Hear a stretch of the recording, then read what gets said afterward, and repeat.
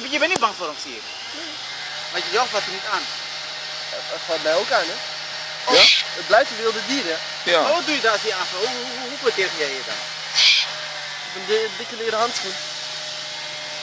Maar als hij aanvalt, wil hij je gezicht aanvallen of wat doet hij? Ja? Moet je gewoon je hand Om te bijten gewoon. Wat dan? Hij wil je gewoon bijten. Nee, hè? Kom met die klauwen naar je. Ja. Om je uit te schakelen. Ja? Wat? Dus ze zijn niet hem. Ze worden nooit tam.